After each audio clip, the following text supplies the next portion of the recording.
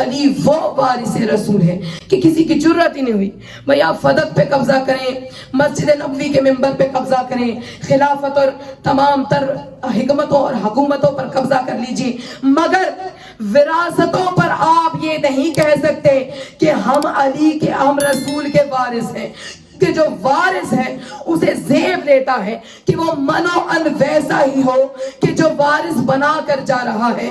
اسی لیے مسجد نبوی میں سر عام میرے مولا نے کہا تھا مجمع جمع ہو جائے، اگر کسی کو یہ شک ہے کہ یہ جو وراثتیں مجھے رسول نے عطا کی ہیں کوئی اور ان کا وارث ہے تو وہ آگے بڑھے اور آ کر ان وراثتوں کو لے جائے۔ سب سے پہلے خود چچا آگے بڑھے اور کہا کہ اے علی، عباس ابن عبد المطلب آگے بڑھے اور کہا کہ اے علی ان وراثتوں کا میں بھی تو کچھ حقدار ہوں۔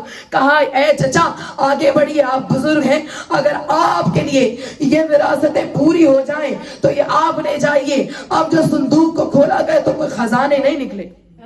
وہ خزانے کیا تھے؟ وہ رسول کی عبا تھی، رسول کی چٹائی والی مسلح تھا، رسول کی انگشت مبارک تھی، رسول کا امامہ تھا، رسول کا لباس تھا، رسول کی نالین تھی۔ کہا اے چچا اگر یہ آپ پر پوری آ جائے تو آپ کی، اگر مجھ پر پوری آ جائے تو میری۔ اور پھر کیا ہوا؟ تاریخ نے دیکھا کہ ایک مجمع عام لگا اور ایک دوسرے کے کان میں لوگ سرگوشی کر رہے تھے کہ دیکھو رسول کی وراثت پر چچا اور بھتیجا کا جھگڑا ہو رہا ہے۔ یہاں پہ چچا اور بھتیجے کا جھگڑا نہیں ہو رہا تھا، بلکہ چچا اپنے بھتیجے کا مقام سمجھا رہا تھا کہ آج دنیا کے سامنے مسجد نبوی کے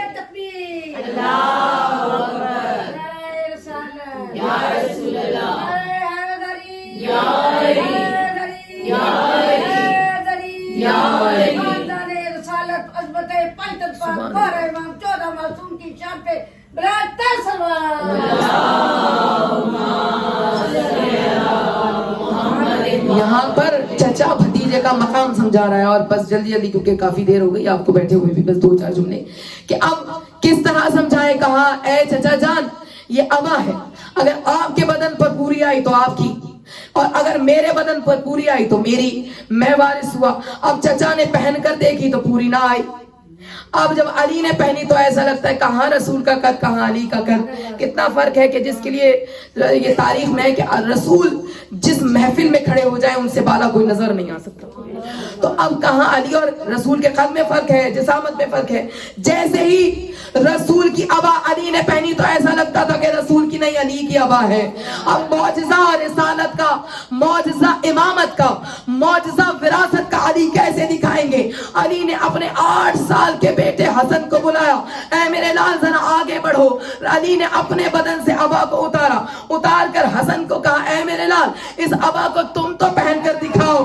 دیکھا اب جو حسن نے پہنی تو ایسا لگتا تھا نہ رسول کی ہے نہ علی کی، بلکہ یہ عبا حسن کی ہے۔ اتنے میں میرے مولا حسین کی آمد ہوئی، اے میرے لال حسین آگے بڑھو۔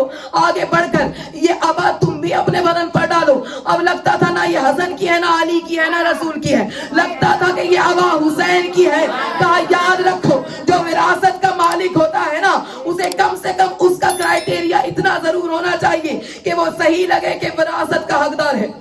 اگر بات یہاں پہ تمام ہو جاتی تو لوگ کہتے اتفاق ہے، کپڑے کا کمال ہے۔ لیکن پھر علی نے نالین نکالے اور نالین نکال کر کہا کہ چچا آپ زیب پا کر کے دیکھ لیجئے، اگر آپ کے پیروں میں آ گئی تو آپ کی۔ اب جو دیکھا تو پیروں میں پوری نہیں آئی۔ جیسے ہی علی آگے بڑھے اور اپنے پیر نالین مبارک میں ڈالے، وہ معراج والے نالین میں ڈالے، تو اب کیا دیکھا کہ وہ نالین رسول کے نہیں علی کے لگتے ہیں۔ معجزہ یہاں پر نہیں رکا، حسن سے کہا اے میرے لال تم بھی نالین پہن کر دیکھ لو۔ اور اب آپ کو معلوم ہے نا جیسے ہی وہ نالین حسن نے پہنے تو لگتا تھا حسن کے نالین ہیں، حسین نے پہنے تو نالین لگتا تھا حسین کے ہیں۔ انگشت مبارک رسول خدا علی نے اپنی انگوٹھی انگلی میں ڈالی تو لگتا تھا علی کی ہے، حسن نے اپنی انگلی میں ڈالی تو لگتا تھا حسن کی ہے، حسین نے ڈالی تو لگتا تھا حسین کی ہے۔ تو اب جسے اللہ نے وارث بنایا ہو اس کا کمال کم سے کم اتنا تو ہو کہ دنیا قبول کرے۔ اسی لیے بعد رسول جب یہ سارا ہنگامہ ہو گیا کسی کی جرت نہیں ہوئی کہ کوئی کہے یا علی کوئی ایک آدھ گھوڑا رسول کا دے دیجئے، یا علی کوئی ایک آدھ خچر ہی دے دیجئے، کسی کی جرت نہیں ہوئی، اس لیے کہ کوئی گھوڑا सिवा अली के रसूल की पुश्त वाला घोड़ा कोई अपनी पुश्त पर किसी को बिठाने देता ही नहीं था। क्यों? क्योंकि वारिस है रसूल के अली, और जब तक अली मौजूद हो कोई दूसरा आगे बढ़ नहीं सकता। मैं क्या करूं कि जिसका बेटा ही इतना बाकमाल हो कि अगर 2.5 बरस का घुटनियों के बल चलता हुआ भी आ जाए और घोड़ा रसूल का हो जुलजना, तो जुलजना अपने पैरों को चीर कर कहता है या रसूल अल्लाह या